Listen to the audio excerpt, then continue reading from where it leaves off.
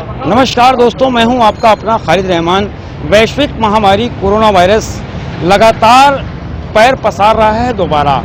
साल 2020 में पहले 30 जनवरी को पहला मरीज देश में देखने को मिला था। उसके बाद कोरोना ने विकराल रूप धारण किया। 22 मार्च को पूरे देश में जनता कर्फ्यू का आह्वान के बाद 25 मार्च से लगाए गए लॉकडाउन के बाद 68 दिनों तक लोगों ने लॉकडाउन का दंश झेला, लेकिन कोरोना वायरस बढ़ता ही चला गया और उसके बाद बीच में कुछ हालात सुधरे, लेकिन फिर उसके बाद 2021 आते ही मार्च का महीना फिर देशवासियों के लिए खतरनाक साबित हो रहा है। ऐसे में लापरवाही जानलेवा साबित हो सकती है और सोशल डिस्टेंसिंग ना बनाना हमारे लिए घातक हो सकती है। हम यहाँ पर ऐतिहासिक लखनऊ के रूमी गेट के पास खड़े हैं। यहाँ पर हम देख रहे हैं कि लोगों को किस तरह से लोग लापरवाही कर रहे हैं, लोग भीड़ लगाए हुए हैं और कोरोना का खतरा लगातार बना हुआ है। 24 घंटों के दौरान ही सिर्फ लखनऊ में अगर देखा जाए तो 900 से ज़्यादा मरीज मिले हैं। 900 मरीज एक शहर में मिलना कोई छोटी बात नहीं है, बहुत बड़ी बात है। हमारे साथ कुछ पत्रकार भी मौजूद हैं, हम इन पत्रकारों से भी बात करेंगे। हमारे साथ सिराज अहमद साहब मौजूद हैं, पत्रकार। मैं इनसे पूछना चाहूँगा कि ये बताइए कि साल 2020 में जिस तरह से कोरोना वायरस ने अपना कहर बरपाया था, लॉकडाउन में लोगों ने मुसीबतें झेली थी, तमाम तरह की परेशानी हुई थी, उसी तरह के हालात फिर बन रहे हैं। आप क्या देख रहे हैं शहर में कि किस तरह से लोग लापरवाही कर रहे हैं? देखिए, 2020 में जो कोरोना था वो काफ़ी बड़ा हुआ था और सबसे पहले मैं आपको बधाई देना चाहूँगा आपकी टीम को और शुक्रिया अदा करना चाहूँगा कि इस 2020 कोरोना काल में आपकी टीम ने बहुत लोगों की मदद की। आप बेहतर जान रहे हैं कि उस वक्त शासन प्रशासन की तरफ से काफ़ी सहूलियतें भी लोगों को दी गई थी। थोड़ी कहीं कामयाबी शासन को भी उस वक्त हासिल हुआ था। 2021 आ गया है, कोरोना दोबारा से वापस आ रहा है। सड़कें आपके सामने चल रही हैं, लोग घूम रहे हैं, कुछ मास्क में हैं, कुछ बगैर मास्क में हैं। पुलिस भी कहाँ तक इन लोग का चालान काटे वो भी सोचती रहती है। दूसरा जो सबसे बड़ी चीज़ देखने में आ रही है कि जो कोरोना बढ़ रहा है 2021 मतलब अभी में, सरकार की तरफ से अभी कोई भी सहूलियत आम जनता को नहीं दी जा रही है जो डोर टू डोर पहुँच पाए, जिसके से वो लोग घर से ना निकले। आरोप प्रत्यारोप तर्क वितर्क तभी हम दे पाएंगे जब जिंदा रहेंगे, और जिंदा रहने के लिए ज़रूरी है कि हम अपनी बचत और अपने आसपास के लोगों की बचत सजग रह के करें। मास्क लगाएं, सोशल डिस्टेंसिंग बनाए रखें, हाथ धोते रहें और लोगों को बताते रहें कि कोरोना वायरस का कितना भयंकर खतरा है। यहाँ देखिए, ये ई रिक्शा चालक भी बहुत से खड़े हुए हैं। और भैया ये बताइए कि आप कोरोना वायरस बढ़ रहा है और ऐसे में लोग लापरवाही कर रहे हैं, क्या बोलेंगे? नहीं आपको कुछ थोड़ा सा जागरूक हैं आप लोग? कहाँ रहते हैं आप? हम रहते हैं हैदरगंज। आपने मास्क अभी लगाया है, पहले नहीं लगाए थे आप? तो आपने हम लोग को देख के मास्क लगाया। मेरी अपील आपसे ये है कि किसी से डर के मास्क ना लगाइए, कोरोना से डर के मास्क लगाइए। हमारे साथ अमान साहब हैं, ये पत्रकार हैं, इन्हीं ने भी जो है 2020 में भी बहुत काम किया था और इस बार भी ये शुरू हो गए। अमान साहब ये बताइए कि अभी क्या हालात देख रहे हैं? 900 मरीज कल की डेट में लखनऊ में मिले थे। हालात तो इस टाइम पे जो राजधानी की जिस हिसाब से देखने को मिल रहे हैं उस हिसाब से यही है कि कोरोना लगातार बढ़ रहा है और जनता में कोई भय नहीं देखने को मिल रहा है और ना ही किसी तरह का वो जनता प्रोटेक्ट कर रही है कोरोना को लेकर। जिस तरह से मास्क हुआ या सोशल डिस्टेंसिंग हुआ, तो सोशल डिस्टेंसिंग तो का पालन करते हुए जनता तो कहीं दिखी नहीं। जिस तरह से मार्केटें हैं, धार्मिक स्थल है या पर्यटक स्थल हैं, तो पूरी तरह से यहाँ खुलेआम छूट है, लोग भीड़ लगाए खड़े हुए हैं। तो इस तरह से तो कोरोना को मात दे ही नहीं पाएगी जनता राजधानी। हमारे साथ ताहिर हुसैन हाशमी साहब हैं जो लगातार जय कलम की टीम के साथ लगे हैं और जय कलम के ये वरिष्ठ पत्रकार भी हैं। 2020 में भी इन्होंने बहुत मेहनत की थी। ताहिर साहब, 2020 में मार्च में जब लॉकडाउन की शुरुआत हुई थी तो हम लोगों ने, पूरी टीम ने हमारी मलिन बस्तियों में पहुंचकर जागरूकता अभियान चलाया था।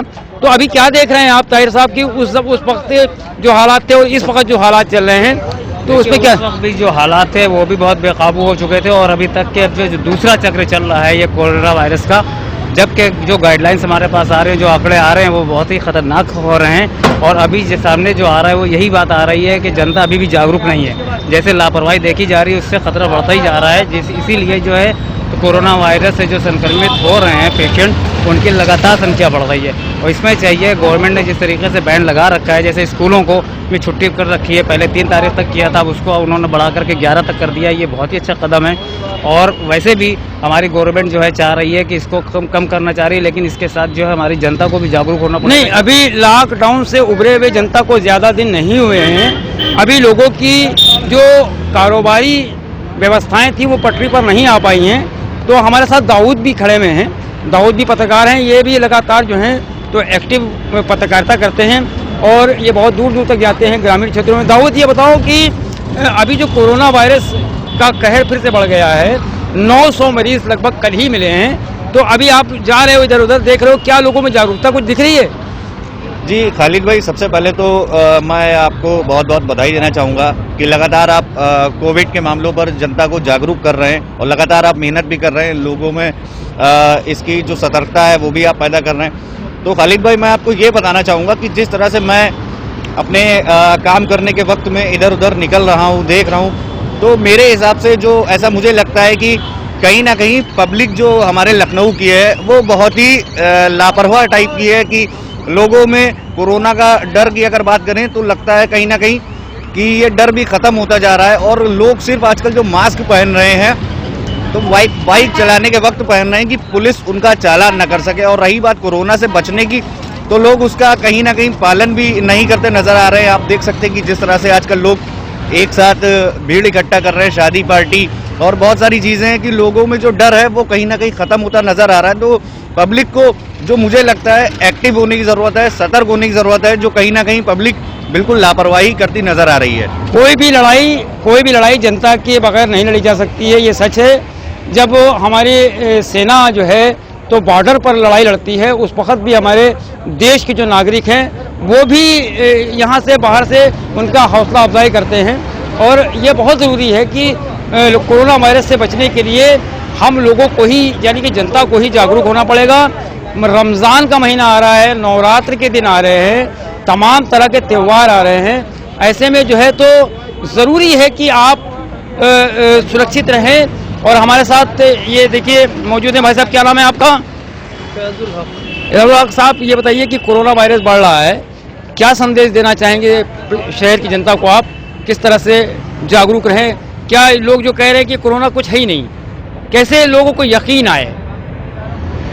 कोविड देखिए, इसके 2 मरहले हैं, हर सिक्के के 2 पहलू होते हैं। पहले पहलू को अगर आप नज़र करेंगे, जो पब्लिक कहाँ कंफ्यूज है, सबसे पहले मैं आपको ये बता दूं, पब्लिक यहाँ कंफ्यूज है कि कोलकाता में इलेक्शंस हो रहे हैं, रैलियों में लाखों लोग जुट रहे हैं, ये पब्लिक टेलीविज़न से चिपक चुकी है, आप लोगों के साथ बिल्कुल चिपक चुकी है, मैग्नेट बन चुकी है।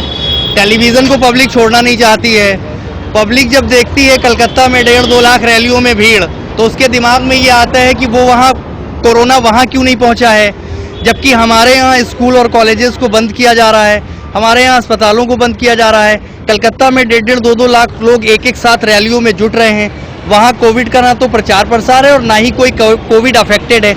ये मैं जनता की व्यूज़ बता रहा हूँ आपको, जो पब्लिक के दिमाग में चल रहा है, पब्लिक यही कंफ्यूज है।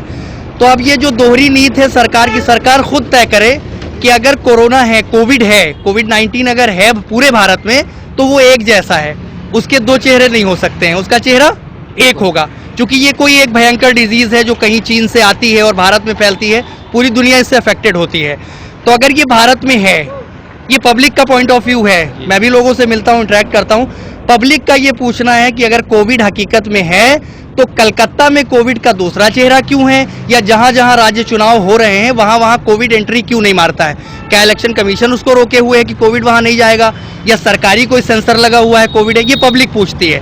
दूसरी चीज़, अगर उत्तर प्रदेश की बात करें, यहाँ पर मेडिकल कॉलेज में लारी डिपार्टमेंट में अभी लारी कार्डियोलॉजी में कोविड हुआ, उसकी वजह से डिपार्टमेंट को बंद करना पड़ा, RDSO बंद है पूरी तरीके से, CMS में कोविड हुआ, राजीपुरम के कुछ बच्चे और कुछ कैजुअलिटीज़ भी हुई हैं लखनऊ में।